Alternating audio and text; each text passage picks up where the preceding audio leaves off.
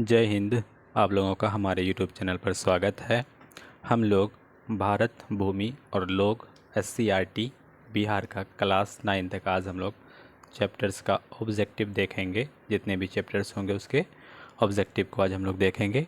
ये बिहार के सारे एग्ज़ाम के लिए बहुत ही उपयोगी है। इसको आप ज़रूर देखिए, BPSC टीचर के लिए स्पेशल, क्योंकि उन्होंने SCRT को क्या कर दिया है, सिलेबस बना दिया है सारे SCRT को। आपको 12 तक देखना। ऑब्जेक्टिव को हम एक सीरीज़, अगर अच्छा रिस्पॉन्स आया तो इसको हम आगे आगे फॉरवर्ड करेंगे, आगे भी लेकर आएंगे।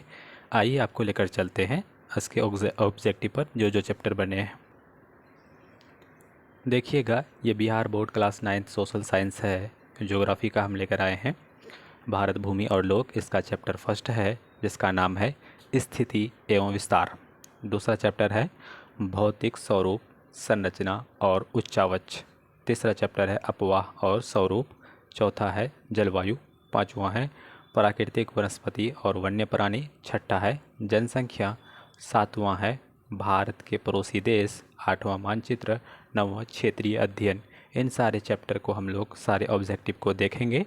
सबसे पहले हम वीडियो स्टार्ट करने से पहले आपसे रिक्वेस्ट करते हैं, अगर आप हमारे यूट्यूब चैनल पर नए आए हैं तो प्लीज़ हमारे यूट्यूब चैनल को अपडेट्स पाने के लिए, नोटिफिकेशन पाने के लिए सब्सक्राइब करिए और अपने फ्रेंड्स से शेयर करिए। वीडियो अच्छा लगे तो हमारे वीडियो को आप लाइक करिए।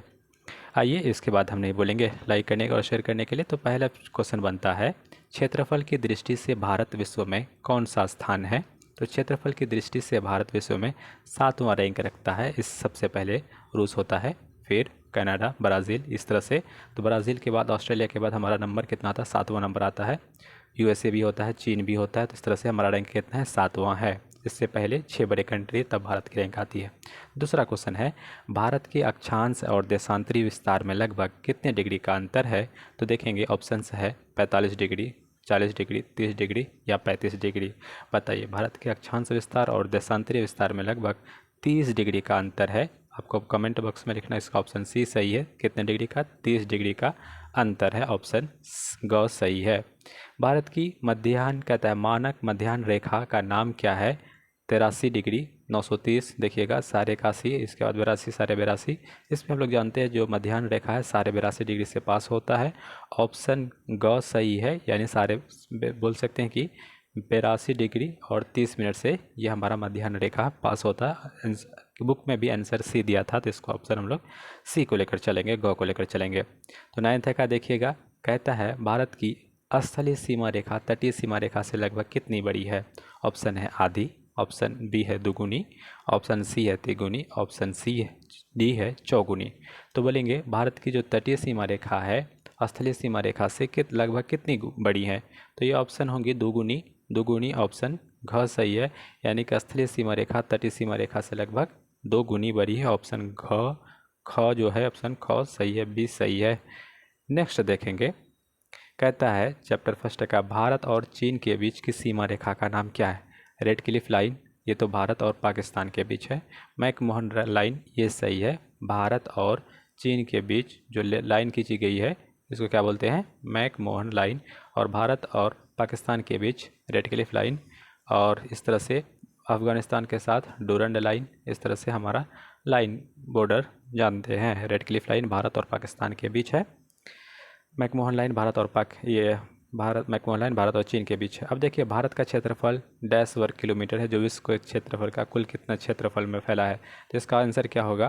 तो देखिएगा, बोलते हैं 32 लाख। यहाँ पे ऑप्शन दिया है 23.8 लाख, तो 3287 होता है। ठीक है।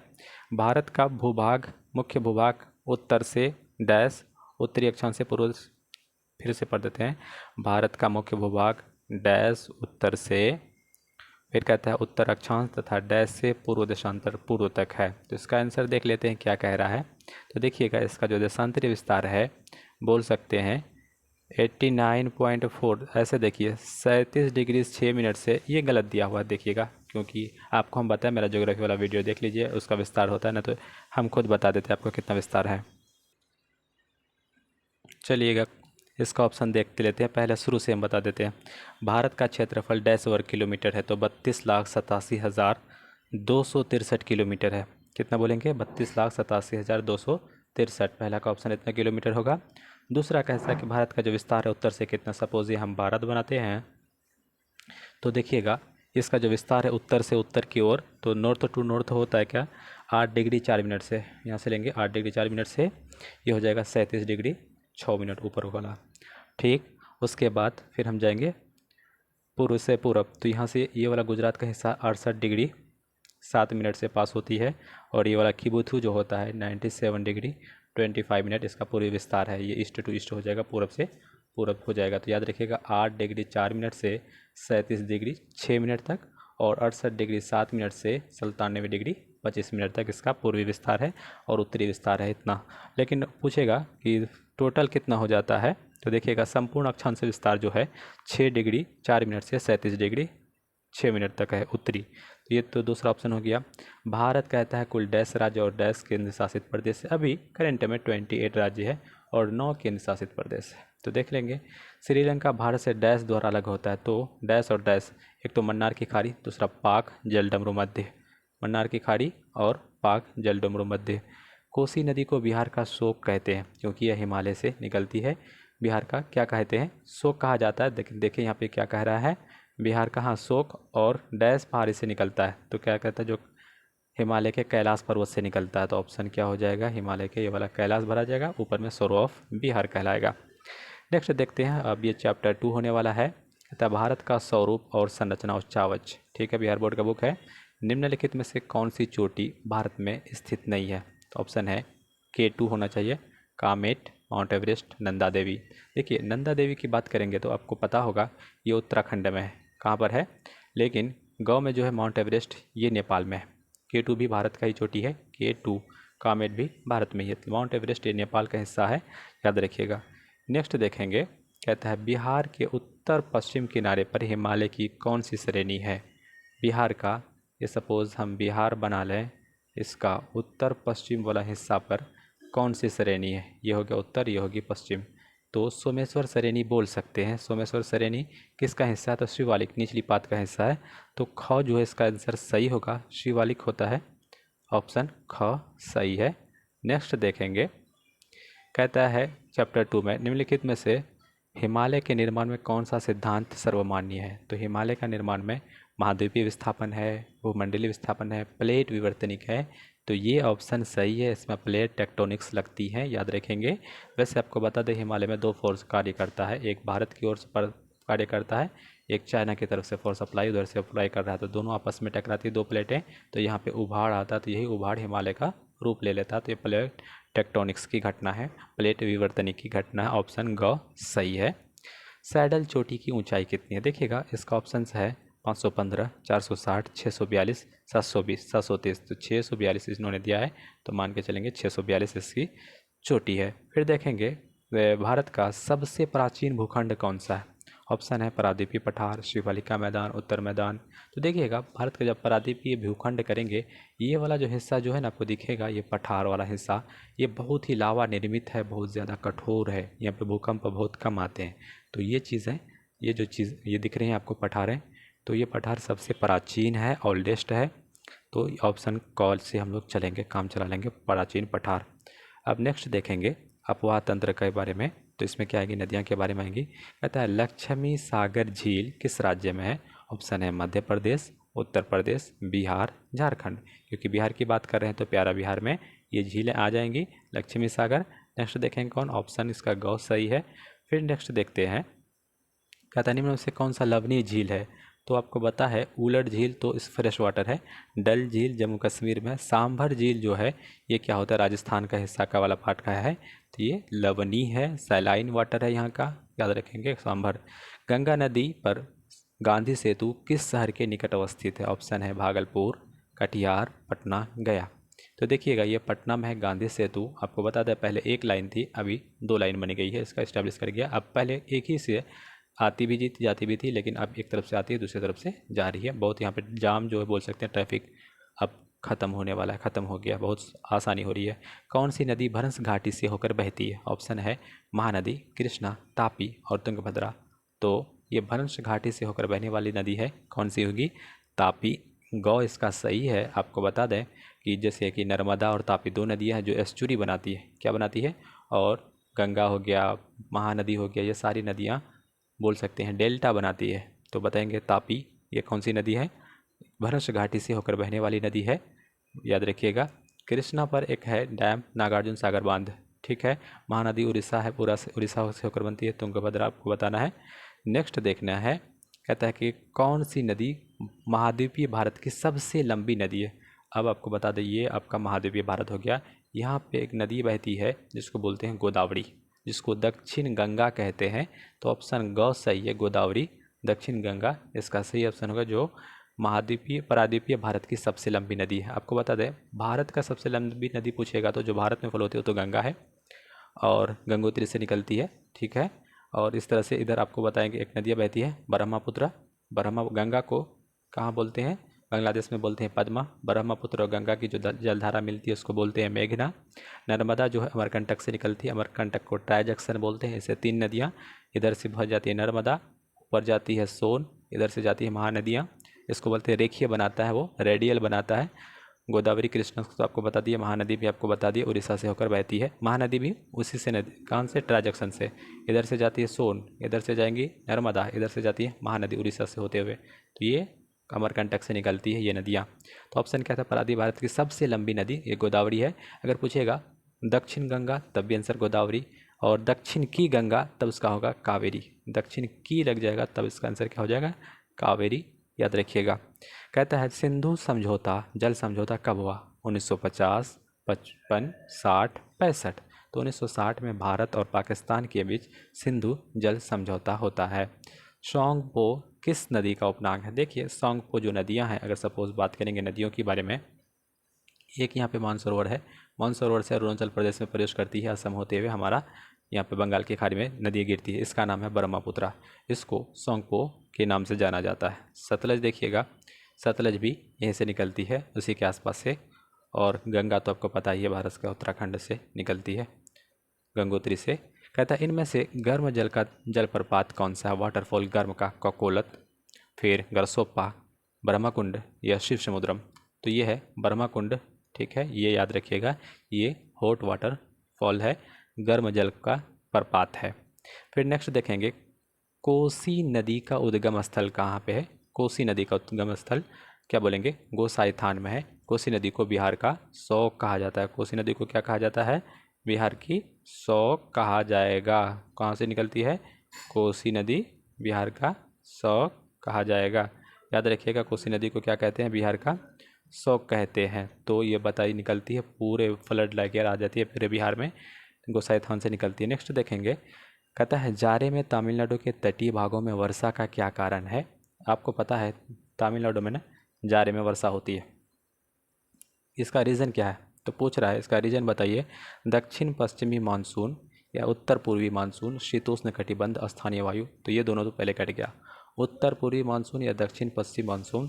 तो इसका आंसर दिया है दक्षिण पश्चिमी मानसून, दक्षिणी पश्चिमी मानसून, इसका ऑप्शन इन्होंने ए दिया है।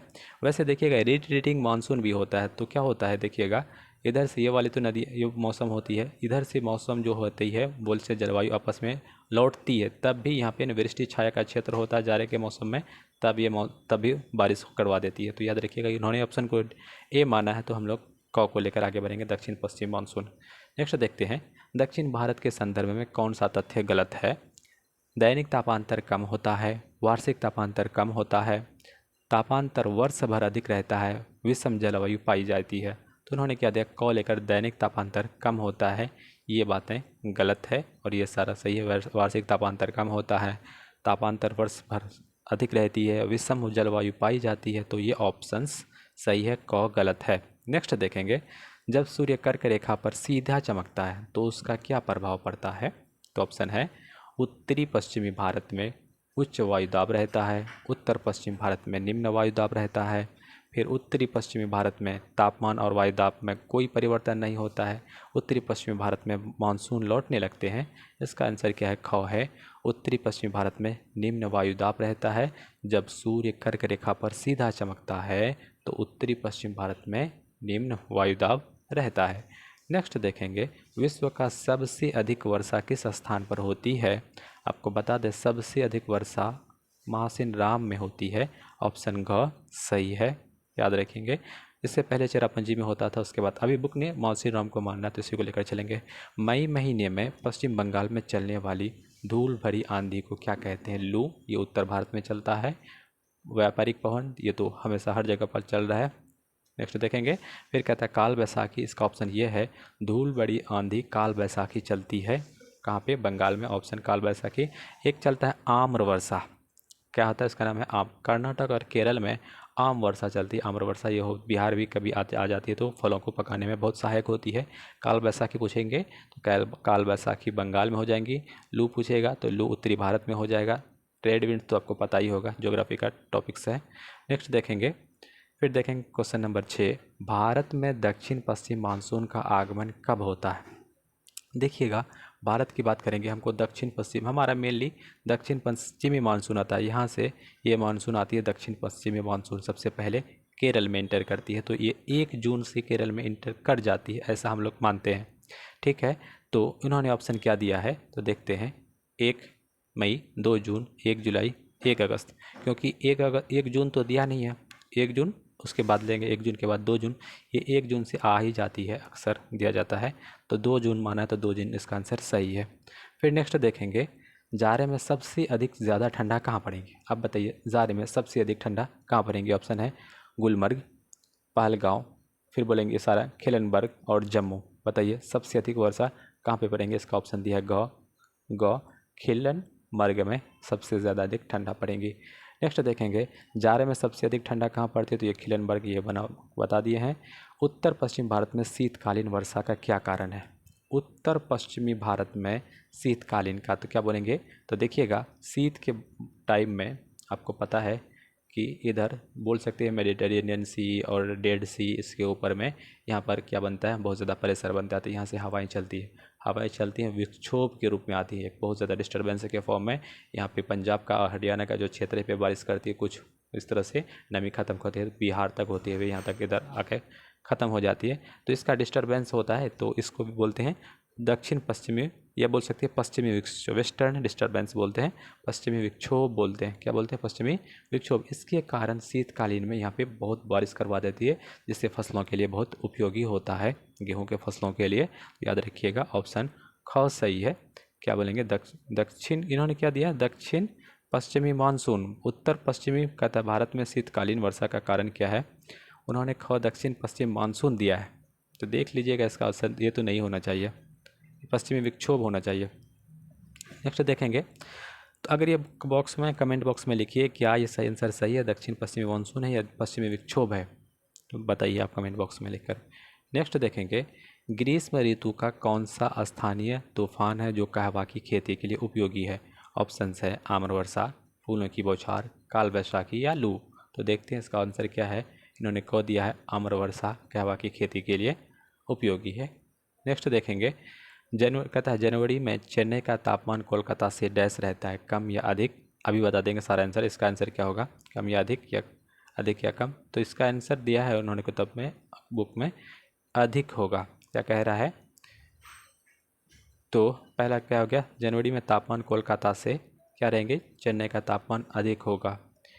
नेक्स्ट देखेंगे, क्योंकि देखिए कोलकाता में ना, ये बात करते हैं, जनवरी में कोलकाता के टाइम में ना क्या होता है, सन जो होता है जनवरी में सूरज लेट से जगता है, ऐसा बोल सकते हैं, उग रहा है।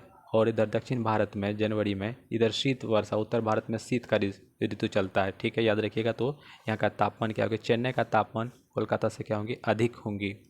उत्तर भारत में वर्षा पूर्व की ओर पश्चिम की ओर डैश होता है, तो इसका ये क्या आंसर दिया है? उत्तर भारत में वर्षा पूर्व की ओर पश्चिम की ओर, पूर्व से पश्चिम की ओर क्या होती है?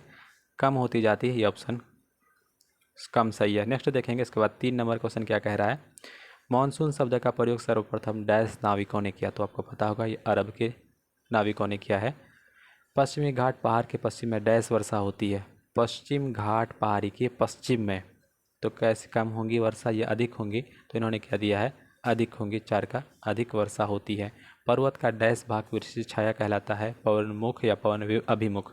देखिएगा, पर्वत का जो जिधर पर्वत जो है हवाएं नहीं चल पाती दूसरे साइड में, उसको क्या बोलेंगे? उसको बोलते हैं विमुख। क्या बोलेंगे? विमुख। नेक्स्ट देखेंगे, ये तो था फिल इन द ब्लैंक्स। दूसरा चैप्टर है, क्या कहता है, भारत में वन्य जीव संरक्षण अधिनियम। तो हम लोग फॉरेस्ट लाइफ जो कंजर्वेशन एक्ट लाए 1972 में लाए, इसका ख आंसर सही है। नेक्स्ट देखेंगे भरतपुर, तो नाम ही सुनकर के आपको पता होगा कि राजस्थान में है। भरतपुर कहाँ पर है? असम में है। रायमोना, काजीरंगा, उसके बाद नमेरी, ये सारा कहाँ पे है? असम में है। पटना में है एक बर्ड पक्षी बोल सकते हैं, संजय गांधी जैविक उद्यान। गुजरात में नल सरोवर, ये सब है। गिर नेशनल पार्क। फिर देखेंगे राजस्थान में रणथंभौर। फिर देखेंगे भारत में कितने प्रकार की वनस्पतियाँ पाई जाती है? बुक के अकॉर्डिंग ये तो 89,000 लगभग। ऑप्शन ए सही है, 89,000 पाई जाती है। रिक्त स्थान को भरिए। पहला ऑप्शन है, भारत में तापमान चूंकि सर्वत्र पर्याप्त, अतः कैसा होगा? अतः अतः डैश की मात्रा वनस्पति के प्रकार को यहाँ निर्धारित करती है, तो तापमान की मात्रा हो जाएंगी। धरातल पर एक विशिष्ट प्रकार की वनस्पति या प्राणी जीवन वाले पारिस्थितिक तंत्र को क्या कहते हैं? तो जीवोम बोलते हैं। तो दो का आंसर क्या हो जाएंगे? जीवोम। मनुष्य भी पारिस्थितिक तंत्र का एक डैश अंग है, तो क्या बोलेंगे? अभिन्न अंग है। क्या है? एक अभिन्न अंग है। घड़ियाल मगरमच्छ की प्रजाति विश्व में केवल डैश देश में पाई जाती है? चंबल नदी में पाई जाती है, लेकिन विश्व में कौन सा? तो देखेंगे कौन सा दिया है? भारत में कहा दिया है, सिर्फ भारत देश में पाई जाती है, चंबल नदी में। देश में जीवन कतः मंडल निचय आरक्षित क्षेत्र की कुल संख्या डैश डैश है, तो देखिए क्या क्या है? 14 और 4। ये तो आउटडेटेड हो गया कि जीव मंडल। अभी आरक्षित क्षेत्र हमारे पास तो 18 था, दूसरे बुक में हम पढ़ाए हैं, तो ये अपडेटेड नहीं है, तो छोड़ दीजिए इसको। आप अपने अपडेटेड होकर अगर हैं इसको कमेंट बॉक्स में लिखिए, अपडेटेड कर दीजिए।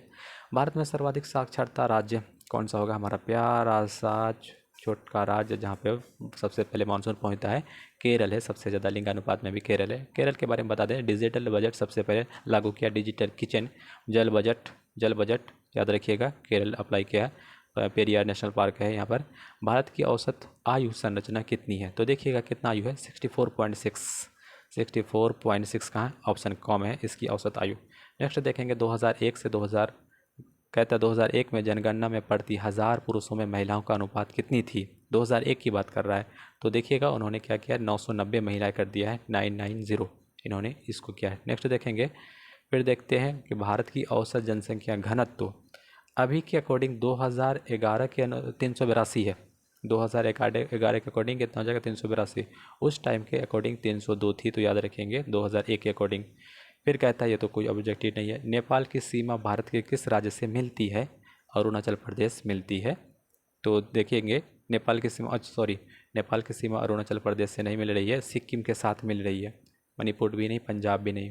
नेपाल के साथ अरुणाचल प्रदेश की सीमा नहीं मिलेगी, लेकिन सिक्किम की मिलेंगी। सिक्किम की सीमा जो है 3 विदेश देशों से मिलता है, जैसे एक नेपाल हो गया, चीन हो गया, और एक और कोई देश है, आपको बता दीजिए बंगाल है कि क्या है, जिसकी सीमा सिक्किम से मिलती है। एक नेपाल हो गया, भूटान हो गया, और नेक्स्ट देखेंगे तो दो देश बता दिए, एक देश आप बताइए।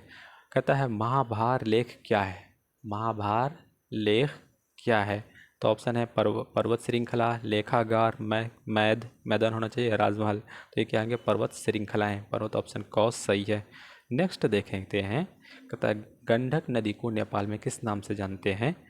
काली गंडक, गंडक नदी, नारायणी। तो ये वाली नदी सही है, गंडक नदी को नारायणी नदी के नाम से जानते हैं, ऑप्शन ख सही है। नेक्स्ट देखेंगे, कहता है कौन सी विधि सर्वाधिक मान्य है? प्राक्थन, निरूपक भिन्न, आरेख या कोई नहीं? तो इसको बोलते हैं निरूपक भिन्न सर्वाधिक मान्य है, निरूपक भिन्न सबसे ज़्यादा मान्य है। मानचित्र की दूरी को मापने में कैसे जाना जाता है? अंश, हर, मापनी, प्रकाशन। तो इसको बोलते हैं अंश। क्या बोलेंगे? मानचित्र की दूरी को मापनी में कैसे जाना जाता है, उसको क्या कहते हैं? अंश। नेक्स्ट देखेंगे, मापन में हर कहता है, मापन में हर व्यक्त करता है, तो क्या व्यक्त करेंगे? इस धरातल की दूरी। तो ये ऑप्शन क ही सही है, मानचित्र की दूरी नहीं होगा, दोनों दूरी नहीं होगी, इन्होंने क सही माना है। नेक्स्ट देखेंगे, निम्नलिखित में से कौन सा मापक भिन्न है? मीटर, सेंटीमीटर, दोनों दूरियां। तो ये देखेंगे मीटर, सेंटीमीटर या दोनों दूरियां, उन्होंने ख को माना सेंटीमीटर या भिन्न, वैसे मीटर में 100 सेंटीमीटर होता है। नेक्स्ट देखते हैं, निम्नलिखित में से किस मापने के द्वारा किलोमीटर और मील दोनों की दूरियों को दर्शाया जा सकता है? तो ऑप्शन है रेखीय मापनी, आरेखीय, प्रतिनिधित्व या तुलनात्मक मापनी, दोनों को। तो इसको बोलते हैं तुलनात्मक मापनी, ऑप्शन घ सही है। नेक्स्ट देखेंगे, कह रहा है क्षेत्र में जाकर इकट्ठे किए गए आंकड़े को क्या कहते हैं। जो आंकड़ा वाला अध्ययन वाला चैप्टर था, प्राथमिक क्षेत्र क्या बोलते हैं हम लोग, क्या जाएंगे तो कहीं पे इसको बोलते हैं प्राइमरी डाटा। नेक्स्ट प्राथमिक आंकड़ा। क्षेत्रीय अध्ययन है तो बताइए क्षेत्रीय अध्ययन क्या है। तो एकल उपागम, तो क्या बोलेंगे एक उपागम, ऑप्शन क इसका सही है। ये वीडियो यहाँ तक अंत हुआ। यहाँ तक बने रहने के लिए आपका पुनः पुनः धन्यवाद। मिलते हैं एक नए वीडियो में, तब तक के लिए जय हिंद जय भारत।